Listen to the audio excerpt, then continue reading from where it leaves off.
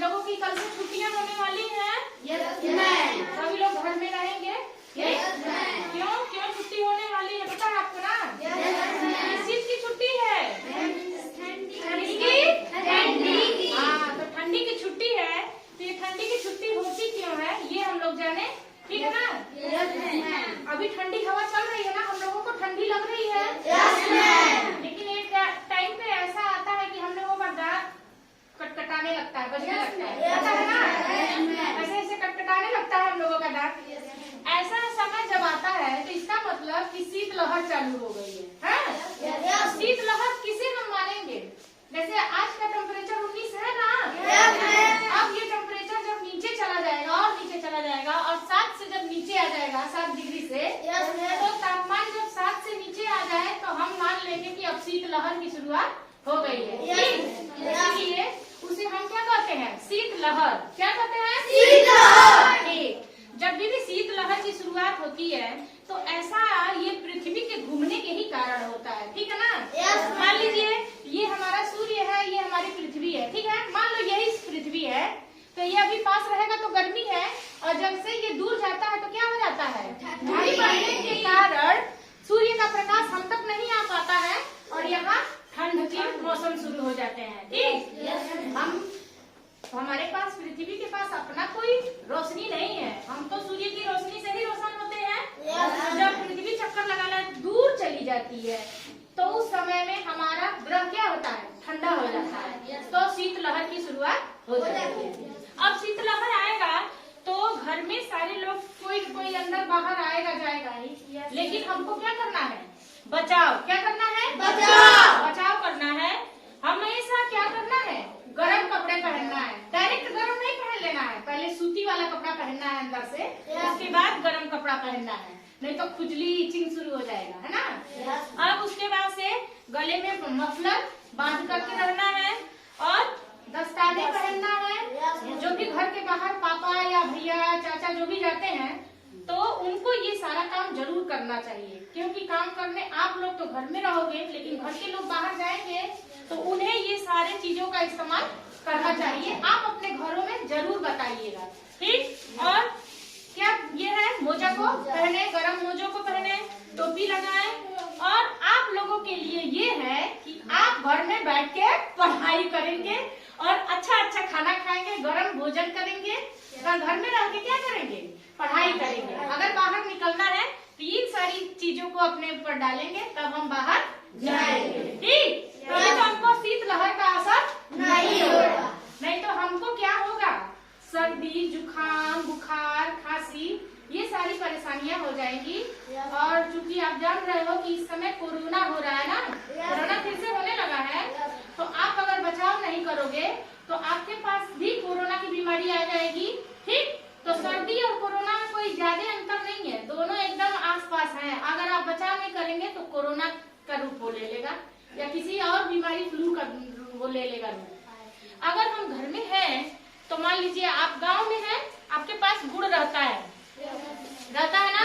सुबह शाम गुड़ खाइए, अदरक वाली चाय पीजिए, और पुदीना सबके आसपास मिल जाता है, ये गांव के में जरूर मिल जाता है। उसकी भी चटनी खाइए, ये हमको क्या करता है? हमारी इम्यून सिस्टम यानी कि जो रोग को रोकने की शक्ति होती है उसको मजबूत करता है। और उसके साथ साथ हमको क्या करना है? अगर आपके घर में गाय है तो आप हल्दी वाला दूध पीजिए, ठीक है ना?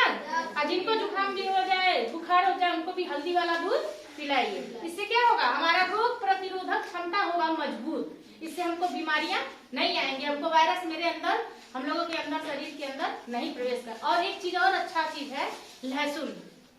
क्या चीज? लहसुन। लहसुन, कच्चा वाला लहसुन हम खा सकते हैं सलाद के रूप में, या सब्जी जब खाए ना तो 1-2 खा लें। क्यों?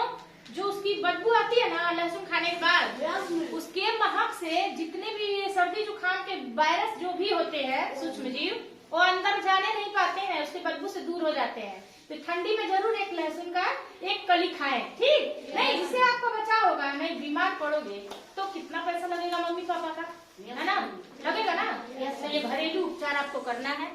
और देखिए काली मिर्च सबके घर में रहता है और लौंग भी रहता है, तो लौंग और काली मिर्च जब खांसी आने लगे तो क्या करें? पीस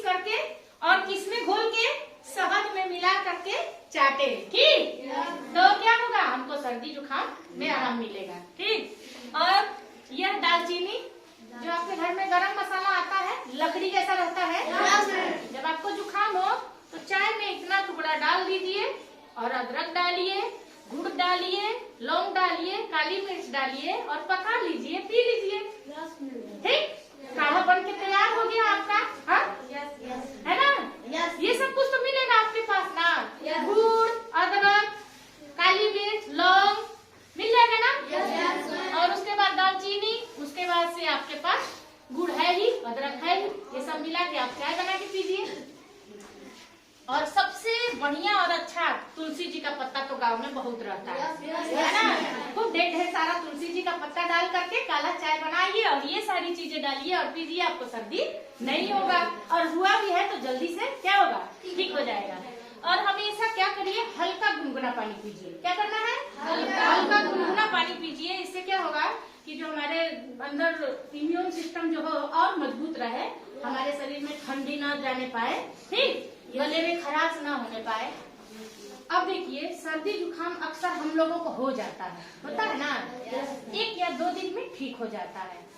लेकिन जब सर्दी जुकाम से क्या होता है, नाक बहता है, छींक खांसी आता है, यही ना होता है।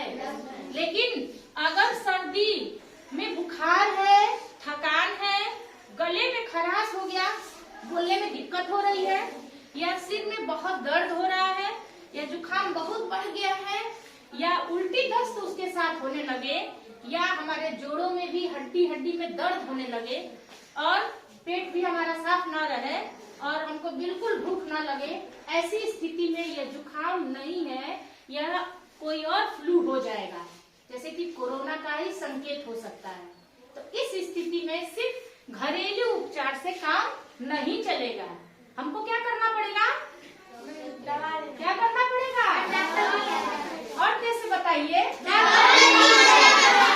अगर ये सारी करने के बाद भी उपाय, हमको ये सारी परेशानियां होती है, थकान, बुखार, गले में खराश, दर्द, उल्टी, जोड़ों में दर्द, कब्ज, तब हमको उस समय डॉक्टर के पास जाना चाहिए। ठीक है ना? सभी लोग ये काम करेंगे कि नहीं? घर के आसपास के लोगों को भी ये बताएंगे कि आपके घर में ये चीजें हैं, आप ये इस्तेमाल करिए।